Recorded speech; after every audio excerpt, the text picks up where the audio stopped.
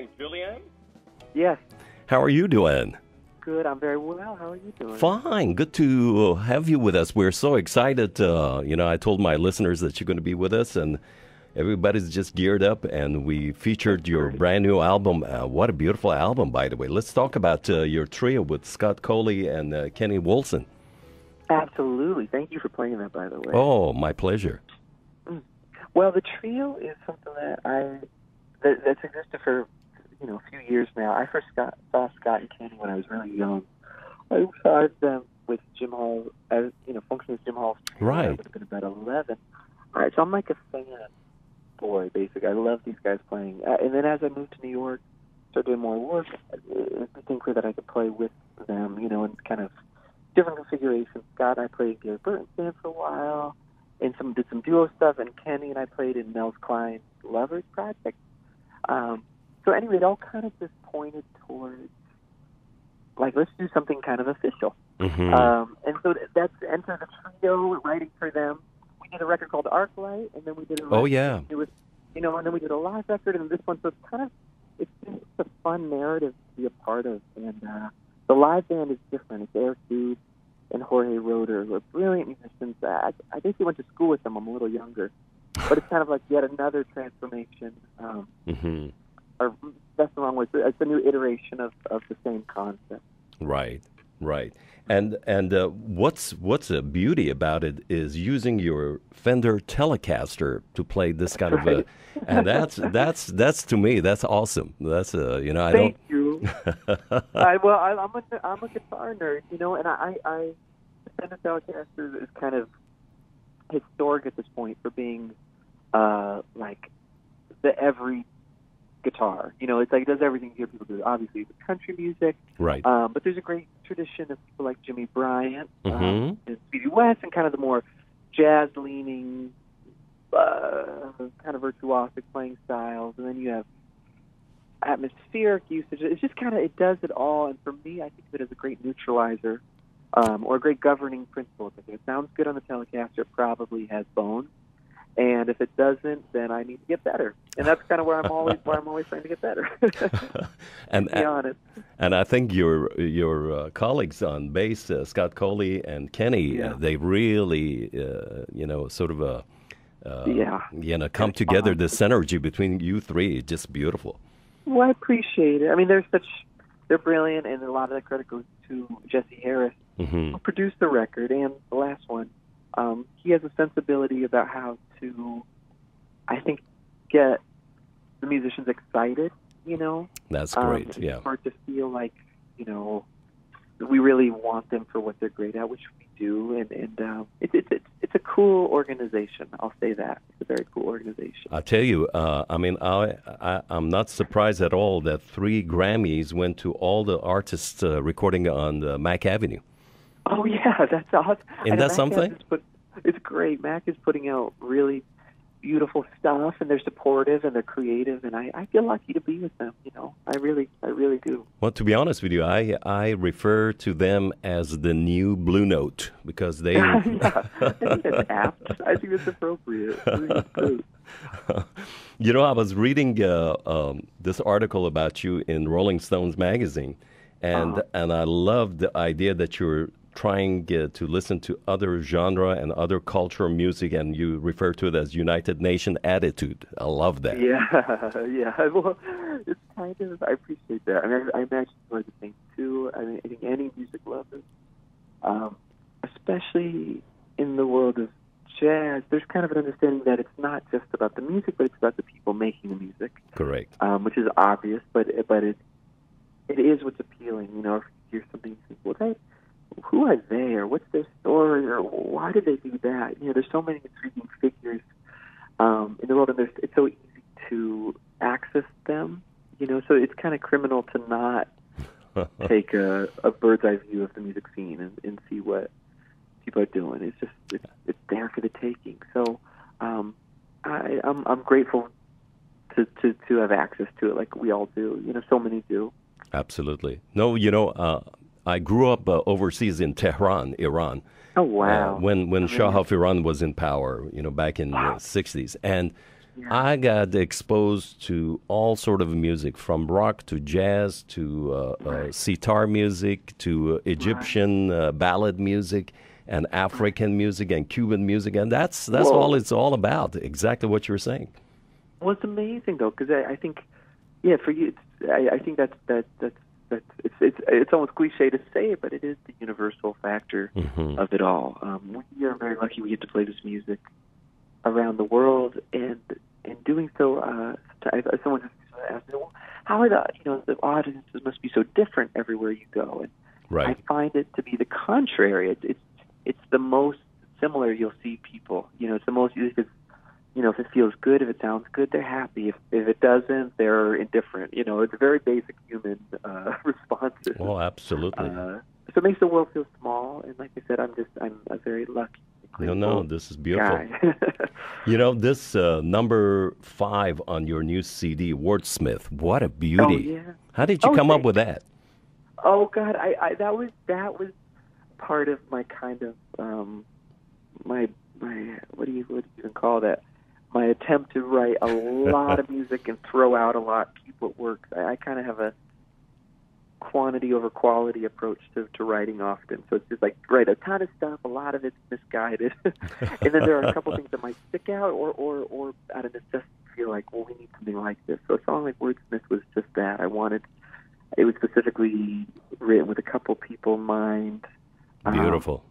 And so I appreciate you saying that. I'm glad you. No, as a matter of fact, we're going to give a little bit taste of that to our listeners while you are on the air with us. So, hold on a second.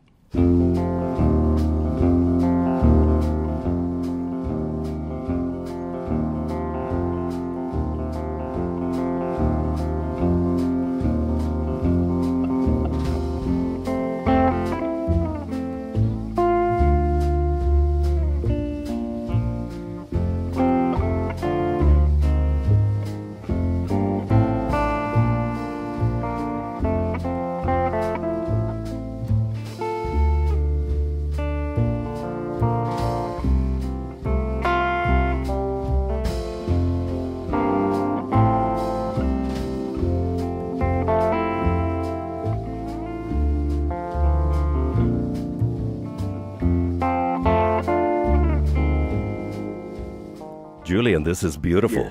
Yeah. Thank you. Nice. Thank you for sharing that. Absolutely. As a matter of fact, when I listen to it, I have flashback to the 60s and 70s. That's great. Well, tell us about your dad being a coach of, what you're doing, and coaching you, when you were just 5, 6 years old. Right. Well, my father started playing guitar just around the same time I did. It's because of probably Eric Clapton's Unplugged came out around the time. A lot of people got inspired about the guitar, and including my father. And he said, "I'm going to do it." He had played a little bit when he was younger, and then he said, "I'm going to do it again." And I saw him, loving it, the craft, experience, taking lessons, and I thought, I want to do that with my dad. So, in a way, we were kind of students together. And as I started to be more engaged or in depth with my studies, I started taking lessons, and my father would come and be there with me as kind of both out of love and support, but also as almost a translator, because I was 5, 6, 7 years old and involved with lessons where people were, things were getting. I just remember things getting more abstract, and I was so curious about it. But it could be as simple as them saying, "Well, what you're going to do is you're going to do this, but you're going to do it in retrograde." And my father said, "That means in reverse." I said, "Okay." He's kind of like in the sweetest of sweet ways. He was just kind of trying to get anything that might be a blockage out of the way, and not towards any goal. It was my parents were and aren't stage parents. They were kind of not even concerned about it from a professional career point of view. They were just. It was just kind of like, let's get anything that might be in your way out of your way and see how far you can go. Beautiful. And that was how they were with my siblings too. I'm the youngest of 5, so it wasn't really unique to our family structure. But in retrospect, I realized that was such a cool thing. And so, to have conversations about my lessons with my father, who also took the lesson with me, was kind of like having a study partner who's also your someone you love and take, dearly, your father. So I don't take that for granted for a second. It also, I think it allows, it's kind of like, it's like having a trusted ally who can push you too. There'd be times where I think, well, I don't know what to do, and my father saw everything I did, as did my mother, and so they could say, well, you seem to be really happy when you play with these people, and you're young and you can play with those people, but I think they might take advantage of the youth thing a little much. So, so it's kind of like by committee. A lot of my development was by committee. That's beautiful. Anyway, I'm a lucky guy. Oh, absolutely. Yeah. And then you made a reference to Andre Segovia. I saw him back in, I think it was early 70s at University of Arizona, and we were like, whoa. Wow. So seeing him in person, I'm blessed that at least I can say that I saw him live. So tell us about his influence. Well, that's first of all amazing and really special. Segovia was a very influential figure, obviously, in the guitar world, but what's so distinct, I think, is that he kind of legitimized the guitar as a concert-level instrument, the way piano and violin and, guitar, up until then at least, in a lot of classical music or other kinds of music, it was a folkloric instrument, and so people played it, but they weren't necessarily writing concertos for it or thinking that it was, the center of attention. It could be for accompaniment, it could be a soloist, but it's quiet. The guitar, the DNA of the guitar is that of a quieter instrument, compared to, timpani or something or saxophone. So Segovia, he forged the path for the guitar to be considered seriously. He engaged composers and educators to take it seriously and write for it and teach it. There's controversy, as there would be with any kind of pioneer. Sure. Because there were certain people he told not to write for the guitar. Famously, I think the story goes that he told Segovia he told Stravinsky that the guitar didn't need him. And, as a guitar player, you think, God, if Stravinsky had written something for the guitar, it would probably be amazing. It's specific. So there was, it was contentious, but nonetheless, he's just one of the great guitar ambassadors. And whether you liked him or not, could not ignore that he was a respectable figure doing something on behalf of a community of people. Absolutely. Not just for himself. And I feel very much aligned with that as a concept, that we're kind of ambassadors for it. We spread the wealth, we help others with it, and the best is yet to come. I'm kind of a firm believer that the best guitar players probably haven't even been born yet, and that they're going to stand on the shoulders of everyone who's been before, the way that's been afforded to me and everyone else. So it's trending towards, good, and I like being a part of it from the perspective of someone like Segovia. Not that I compare myself to him, but more the fact that it's bigger than just being cool or good. It's what are you doing for the community? This beautiful album that I have not heard anybody else playing it on the air. I've been playing it for many, many years. Is you with Taylor X, the Lucky to Be Me. What an album! Oh, I love that record. It's beautiful. So much. It's really, Taylor is so brilliant, and he's so good at making. What's the word? I wouldn't even say records. It's like he is great at making records, but he's great at telling a story. And there's variation. There's stuff that's really virtuosic. There's stuff that's really beautiful, and that's just kind of who he is as a person. So that was his first major release, and at that time he and I played so much together. But I'm glad that you have taken a liking to it. Oh, absolutely. Especially when I play Woke Up This Morning, Howling Wolves, and your solo on that. Wow. Thanks, man. That's great. That's good stuff. Really beautiful. And every time I play it, somebody calls and says, "Hey, man, what is this?" What is that? So my dream is for Taylor to keep. He hasn't had a record of his own out in quite a while. He's playing with everybody under the sun. But it's my hope that changes. Absolutely. Because we need him out on the front lines, I think.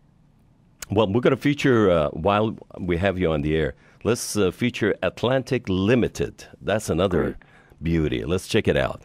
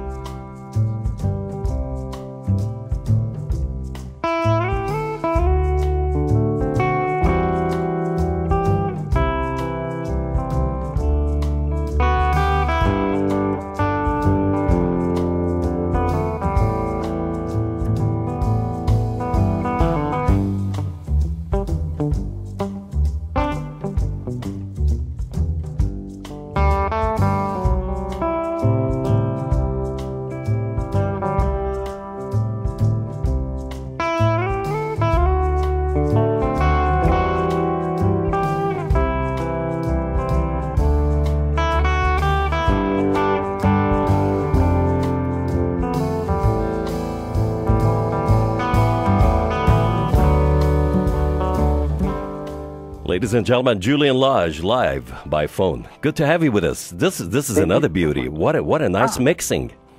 Yeah, that was yeah. I've been in a pretty serious Bo Diddley phase for a while. Exactly. And it's kind of the thing where you're like, oh, right, the guitar can do that. It can do a bass line. It can have a exactly. You know, it's really fun. That's all I have to say. Even just hearing it a little bit, I go, wow, it's a cool gig. I like it. Well, we're all excited to have you on 23rd in Lafayette at the Performing Arts Center. So cannot wait. I'm so excited, and I really appreciate you spreading the word. And absolutely. Just your support means a lot, sincerely. Well, and that's a city that they love music, I tell you. I mean, Lafayette is the place. I mean, it's under radar, but they have one of the coolest festivals in the world called Festival Acadien, and it's a French francophone from all over the world. They come for 2-3 days, and they play in Lafayette. So it's a real cool place. Oh, that's so cool. Well, it'll be my first time. And I'm very excited to share the music. Absolutely. Meet the people. And make sure you have some of the greatest food in the world in Lafayette. That's right. I'm in for a treat. That's right. I forgot about that. Oh, I'm sold. And then you guys are going to be busy after that. You're going to be in Atlanta for a couple of days after that, right? That's right. Yeah, we have a couple of these little places where we stop for a couple of days, which is nice. We have, I want to say, maybe Pittsburgh is like that, and then Nashville's like that, and move back to New York, and God willing, we'll just keep plowing forward. Well, God willing, we're going to try to bring you to Baton Rouge. We have a real nice theater here called Manship Theater. It seats about 300 people. It's one of, I think, considered as top 10 small theater in North America. No way. Yeah, and we had, we're going to have John Scofield in the fall over there. Oh, killer! Okay, so we definitely going to work on this to bring you to Baton Rouge as well. Okay, well, really, I'm so in. It's a part of the country I haven't spent a lot of time, and I want to. So, by all means, absolutely. And Julian, we want to thank you again, and I know you're so busy to. Give us the time to chat with you and learn more about you, and it's amazing what you've done in since you were 5. My goodness, playing at the Grammy at the age of 12. That's something. It's wild. It is all very absurd, if you ask me. And maybe we keep going forward. Absolutely. God bless you. Give my best regards to the team, and wish you the best traveling to City of Lafayette. Wonderful. We'll see you soon, okay? All right, man. Take care. Thank you. Bye-bye. Bye.